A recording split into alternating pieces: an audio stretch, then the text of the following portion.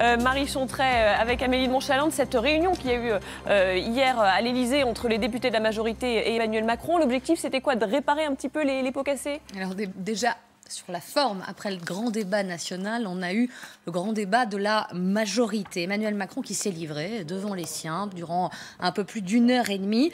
Réparer les pots cassés, vous le disiez, ce n'est rien de le dire. Certains députés ont eu des mots très durs et c'est assez rare.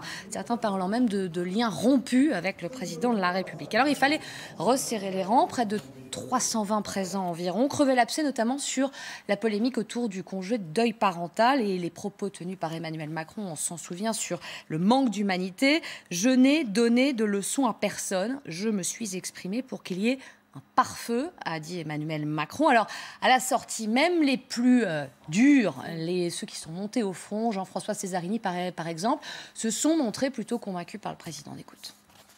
On sentait que c'était un vrai besoin de la majorité de pouvoir parler. On était vraiment en format grand débat. C'est vrai qu'on a pu poser les questions. C'était pas un discours fleuve. Moi, j'étais assez content d'entendre des phrases comme la diversité de la majorité, c'est sa richesse. Parce que nous, on essaye un petit peu à l'aile gauche de faire vivre. C'était un temps d'échange absolument primordial.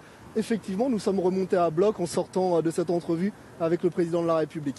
Alors, il y avait plusieurs objectifs. Il y avait écouter, remotiver, mais il a aussi fallu que le président affiche un peu sa fermeté. En tout cas, c'est ce qu'il a fait hier. C'est le en même temps très macronien. Sur la réforme des retraites notamment, il faut gagner cette bataille. On joue très gros. Voilà ce qu'il a dit et redit. Cette réforme, elle doit être votée avant l'été. C'est un impératif. L'opinion publique en a marre de ce flottement, avec peut-être en tête les sondages, parce que quoi qu'ils en disent, dans l'entourage présidentiel, du côté du château, on les regarde de près. Et ces derniers temps, ils sont pas très bons. Ils sont pas très bons. Il perd à gauche, il perd à droite aussi. Pas de gants non plus quand il distille quelques avertissements sur les risques de division. Je vous demande de l'unité, pas de l'uniformité, mais en tout cas, le message là-dessus est passé. Et le président qui sait de quoi il parle, il ne veut pas répéter les erreurs du passé, celles de son prédécesseur, notamment François Hollande, dont les oreilles ont sifflé hier soir. Oui, sur sa gestion présidentielle. J'ai vu le quinquennat précédent se disloquer sur les initiatives personnel. De qui parle-t-il? Peut-être de lui, en écho.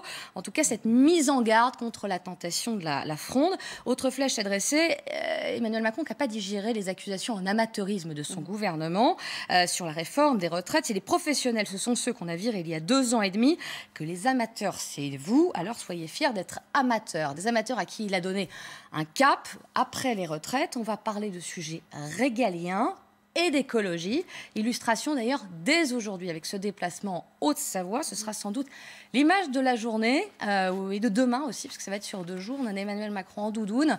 Parlons fonte des glaces au niveau de la mer des Glaces et du Mont-Blanc. Et LCI est bien sûr sur le coup. Et LCI sur le terrain, évidemment, et qu'il applique ce qu'il dit. Et on suivra ce déplacement. Sa religion. Bien sûr, sur LCI aujourd'hui. Aujourd'hui, on est